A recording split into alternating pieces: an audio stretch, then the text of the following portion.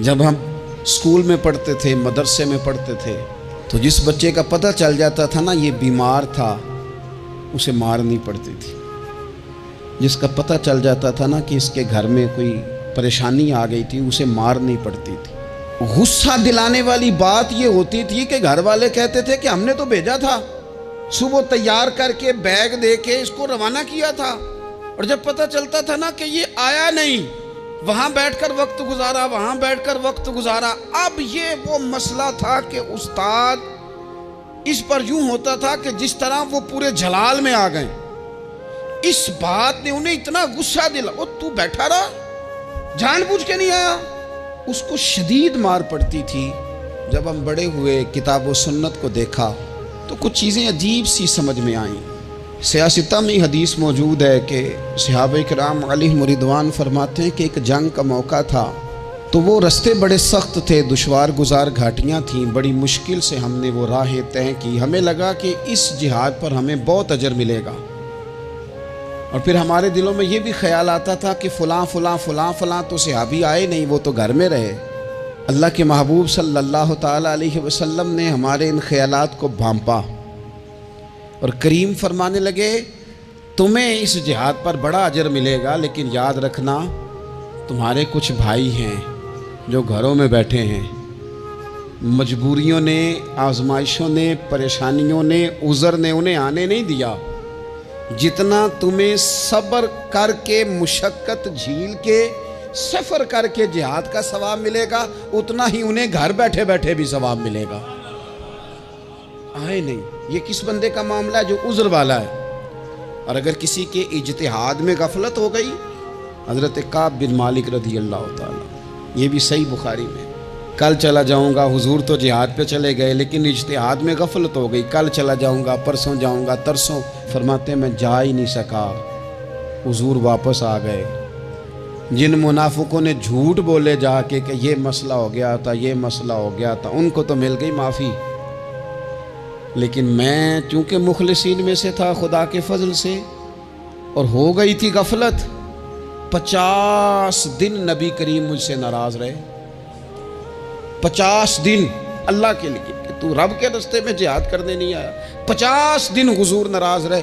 فرماتے تھے مدینے کی گلیاں میری تھیں، سب میرے اپنے تھے، پر کریم جو ناراض تھے تو کوئی پھر سلام بھی نہیں لیتا تھا۔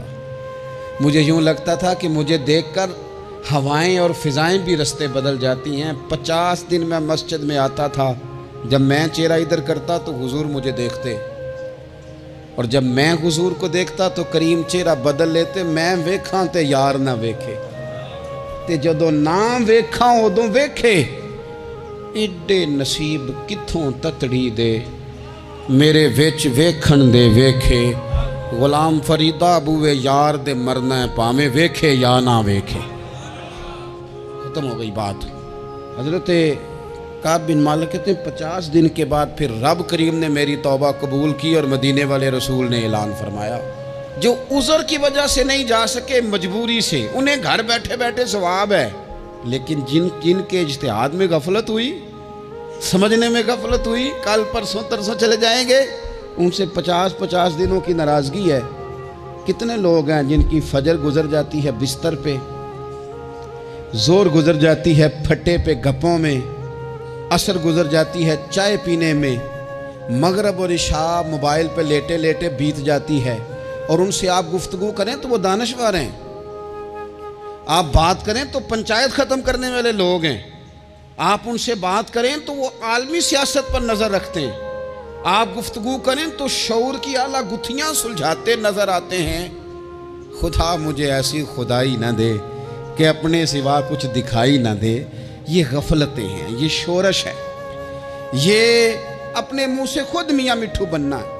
اس غفلت کو تھوڑا سا توڑا جائے، ورنہ زنگ لگ جاتا ہے صلاحیتوں کو۔ جو لوگ تھوڑے دن موٹر سائیکل نہیں نہ چلاتے، ان کے لیے مشکل ہو جاتا ہے پھر اس کو سٹارٹ کرنا بھی۔ ہمارے استاد کہا کرتے تھے جو لوگ پڑھاتے نہیں انہیں کتابیں بھولنے لگ جاتی ہیں، جو لوگ کوئی کام کرتے نہیں پھر وہ آہستہ آہستہ وہ زنگ آلود ہو جاتا ہے، وہ کہتے ہیں اب نہیں ہو سکتا تم سے، اب مشکل ہے۔ سجنوں، دوستوں، بزرگوں، بھائیوں، جو لوگ شروع میں عبادتوں کے عادی نہیں ہوتے، وقت ضائع کرتے ہیں، بڑھاپے میں دل کرتا ہے توبہ ہو جائے، لیکن اپنے ماتھے کو سجدے کی عادت ہی نہیں ڈالی،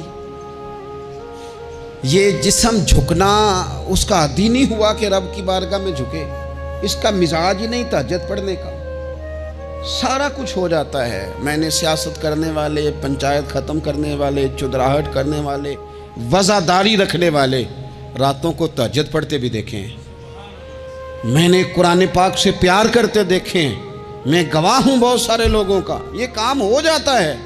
شرط یہ ہے کہ بندہ اپنی غفلت کی پٹی تھوڑی دیر کے لیے کھولے۔ دوسری بات یہ کہ ہم خوش فہمیوں میں بڑا زندہ ہیں، بڑا زندہ ہیں، بڑا اوہو، یعنی 2 4 5۔ کچھ لوگ کہتے ہیں اللہ کریم بڑا ہے، اللہ اگر کریم بڑا ہے نا میرے بھائی، تو نبی پاک صلی اللہ علیہ وسلم نے فرمایا وہ بڑا بیوقوف ہے جو خدا کی رحمت کی امید بھی رکھے اور اللہ کو ناراض بھی کرے، تو بیوقوف بندہ ہے۔ اگر وہ کریم ہے تو پھر تو محبت میں ہی اس کی بات مان، بات تو پھر بھی نہیں مان رہا۔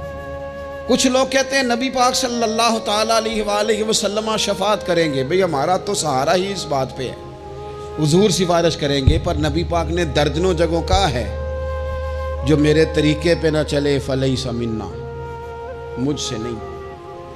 حضور نے فرمایا جو بڑے کی توقیر نہ کرے، چھوٹے پہ رحم نہ کرے، وہ مجھ سے نہیں۔ فرمایا جو ملاوٹ کرے وہ ہم میں سے، تو یہ حدیثیں بھی تو یاد رکھو نا۔ شفاعت کی بات انکار نہیں، حضور گناہگاروں کی ہی کریں گے، لیکن یہ حضور نے جو ہمیں اسباق پڑھائے یہ کس لیے پڑھائے؟ یہ بھی تو ہماری سمجھ کے لیے ہے نا۔ یہ ساری چیزیں ہم نے غفلت بنا کے اپنے اوپر اوڑھ لی۔ اور پھر سب سے بڑی بات یہ، جو لوگ جنت کے وارث اور مالک ہیں نا، کریم محبوب نے فرمایا یہ جو میری بیٹی فاطمہ ہے جنتی عورتوں کی سردار ہے، تو یہ تو جنت کی مالکہ اور وارثہ ہیں، وہ تو ساری رات ہی نماز پڑھتی تھی، تو سارا دن عبادت کرتی تھی، پاک سب سے زیادہ تو ان کو تھا، تو یہ تو 1 منٹ کے لیے مصلی سے جدا نہیں ہوئے۔ اور جنہوں نے صرف امید لگائی ہے، کوئی ان کے پاس ڈگری نہیں، وہ بن کے بیٹھ گئے ہیں، وہ کہتے ہیں جناب جنت، مطلب ہم جسے کہیں کہ معاذ اللہ وہ جائے گا، دوسرے کو جانے دیتے ہیں۔ اپنی زندگی میں خوش فہمیاں نہ لائیں، یہ غفلت پیدا کرتی ہیں۔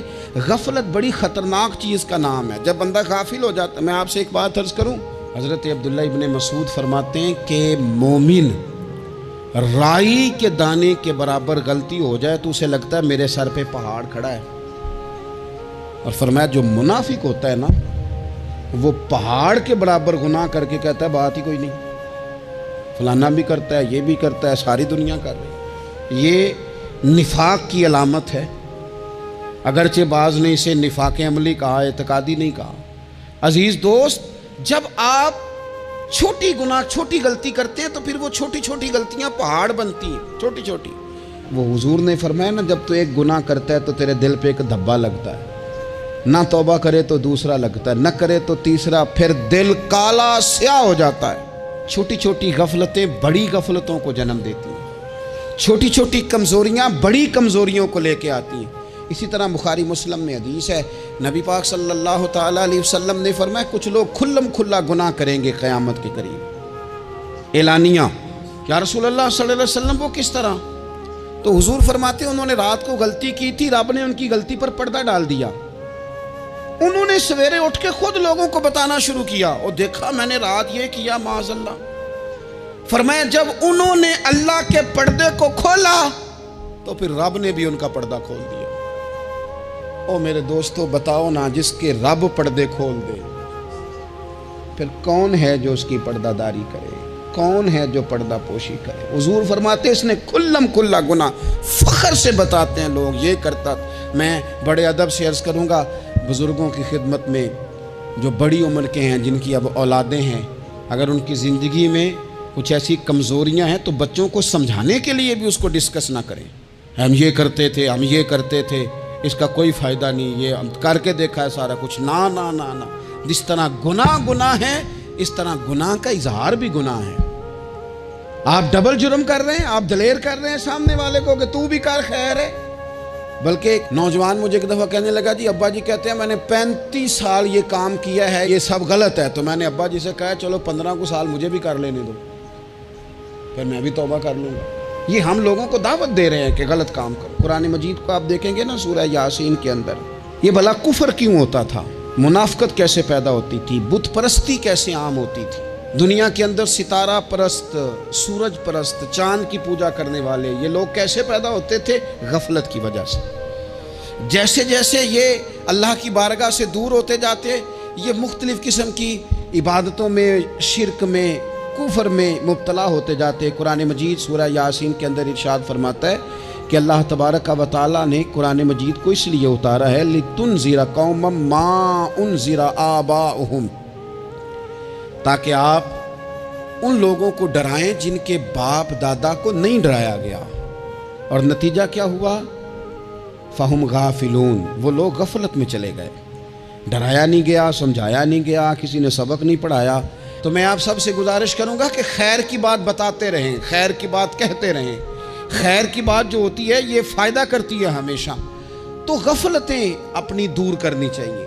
دوسرا یہ ہوتا ہے، ایک تو انسان جب وہ دور ہو جاتا ہے چھوٹے چھوٹے گناہ کر کے تو غفلت آتی ہے۔ دوسرا قرآن پاک نے ایک اور مقام پر اس کا ذکر فرمایا ہے، وہ اس طرح فرمایا ہے کہ جو انسان کی پیاری چیزیں ہیں نا بعض اوقات، جن سے وہ لگاؤ پیدا کر لیتا ہے، جن سے محبت اس کی بڑھ جاتی ہے، وہ چیزیں بھی غفلت پیدا کرتی ہیں۔ ان میں 2 چیزوں کا تو قرآن پاک نے نام لے کے ذکر کیا ہے۔ ویسے وہ ڈھیر ساری چیزیں ہیں، 1 2 3 نہیں۔ سیاست بھی بندے کو غافل کرتی ہے، دوستوں کی کثرت بھی بندے کو غافل کرتی ہے، کھیل تماشا بھی غافل کرتا ہے، پیسے زیادہ آنے لگ جائیں تو وہ بھی بندے کو غافل کرتے ہیں، تعریف کرنے والے زیادہ ہو جائیں تو وہ بھی غفلت میں مبتلا کر دیتے ہیں۔ بندہ کسی کرسی پہ بیٹھ جائے تو پھر بھی ادھر ادھر دیکھنے کو تیار نہیں ہوتا۔ یہ ساری چیزیں غافل کرتی ہیں، لیکن 2 چیزوں کا نام لیا قرآن پاک نے، فرمایا یا ایھا الذین آمنوا لا تلھکم اموالکم ولا اولادکم عن ذکر اللہ، فرمایا اے ایمان والو کہیں ایسا نہ ہو کہ تمہاری اولاد اور تمہارا مال تمہیں اللہ کی یاد سے غافل کر دے۔ مال اور اولاد، بیوی کو، اولاد کو ایک مقام پہ قرآن پاک نے دشمن بھی کہا ہے۔ کب؟ جب یہ تمہیں کہیں کہ حرام کما کے لاؤ، جب یہ تمہیں کہیں کہ ہمیں جس طرح کا مرضی مال دو، جب یہ تمہیں کہیں ناجائز کرو، یہ دشمنی کر رہے ہیں تمہارے ساتھ۔ یہ مال اور اولاد یہ بندے کو غافل کر دیتے ہیں۔ کاروبار کرنا، مال کمانا، بچے پالنا، یہ ایک جز ہے زندگی کا، یہ کل زندگی نہیں۔ کل زندگی تو یہ ہے کہ آپ نے دین کے لیے کیا کیا، ملت کے لیے کیا کیا، ملک کے لیے کیا کیا، غریب کے لیے کیا کیا۔ کبھی کسی بندے نے جھونپڑیوں والوں سے پوچھا ہے کہ بارشوں میں تمہارا کیا حال ہوتا ہے؟ وہ کچی آبادیاں جہاں سے گزر کے ہم اپنے بچوں کو دکھاتے ہیں کہ یہ دیکھو یہ پرانے مکان سارے اسی طرح کے ہوتے تھے، کبھی ان لوگوں سے آپ نے پوچھا ہے جو ساری رات چھتوں کے نیچے بالٹیاں رکھ کے وقت گزارتے ہیں کہ چھت ٹپکتی ہے؟ ان سے پوچھا ہے کہ رات بچے سو پائے تھے کہ نہیں؟ اچھا جی بارش ہو رہی ہے تو پھر ہم نے کیا کرنا تھا؟ ہم نے گھر والوں کو پکوڑوں کا آرڈر دینا تھا، وہ وقت پہ دیا۔ ہم نے کہا تھا کوکنگ آج اپنی۔ یہ کب ہوتا ہے؟ جب قومیں غافل ہو جاتی ہیں مال میں، مزوں میں، اپنی ذاتی زندگی کے پیچ و تاب میں، پھر وہ اتر کر دائیں بائیں دیکھنا پسند نہیں کرتی۔ اللہ فرماتے ہیں مال اور اولاد کہیں تمہیں اللہ سے غافل نہ کر دے، کہیں ایسا نہ کر بیٹھنا کہ تم اس میں الجھ جاؤ پوری طرح اور تمہیں صرف اور صرف اپنے بچے یاد رہ جائیں۔